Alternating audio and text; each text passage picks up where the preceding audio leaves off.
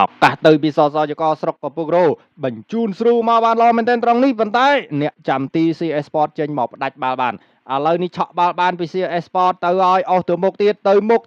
យ៉ាងណាយ៉ាងណីទាត់មកជើងស្ដាំនេះអស់ចំហបាត់ហើយចាក់បាល់ចោលនៅមុខទីឥឡូវទៅសាជាថ្មីបញ្ជូនកាត់មកបាល់ល្អមែនទែនមានឱកាសក្នុងការទាត់អត់ទេអ្នកចាំទីចេញមកយកបាល់នេះបានមុនឥ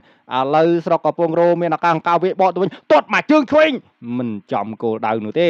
លើកបាល់ជ្រុងមកហើយត្រង់នេះផ្ទះចេញពីអ្នកចាំទីតាណាមិនឆ្ងាយដកទ្រូងមួយទាត់ស្ដាំបុកខ្សែការពារ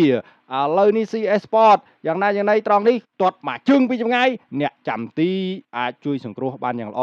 បញ្ជូនមកស្លាប់ខាងឆ្វេងក្នុងប្រអប់គ្រោះថ្នាក់មិនតាន់តាណាទេបាទបវលខ្លួនមកជុំបែរទាត់មកជើងស្ដាំ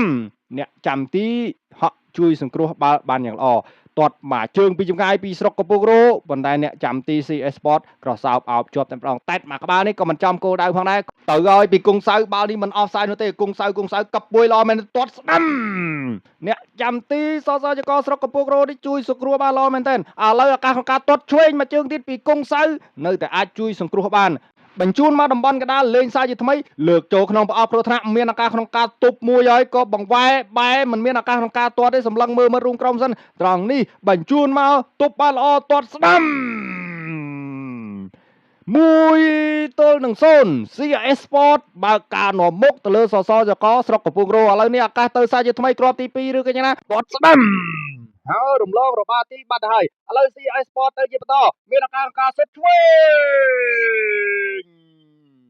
2-0បើកការនាំមុខទៅលើសសចកស្រុកកំពង់រោទាត់បាត់ចូលទីបាល់ល្អមែនទែនឥឡូវនេះលើកបាល់ free kick ចូលក្នុងប្រអប់គ្រោះថ្នាក់អ្នកចាំទីចាប់ជាប់មិនឲ្យបាល់ក្រឡកនោះទេ CS Sport ទៅសាយថ្មីអស់ជ្រែក1-2អស់ចូលទៅបន្តិចហើយក៏មានឱកាសក្នុងការទាត់បាល់ជើងស្ដាំ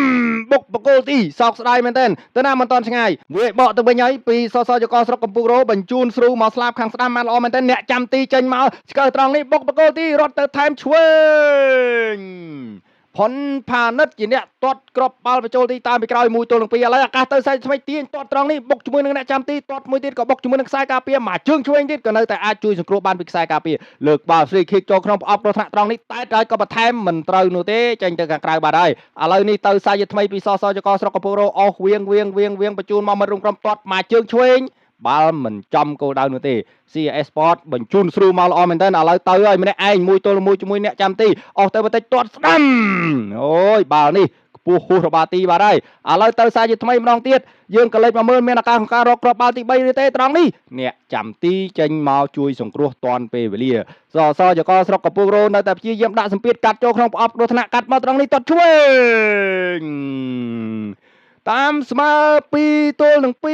ផុនផានិតទាត់បញ្ចូល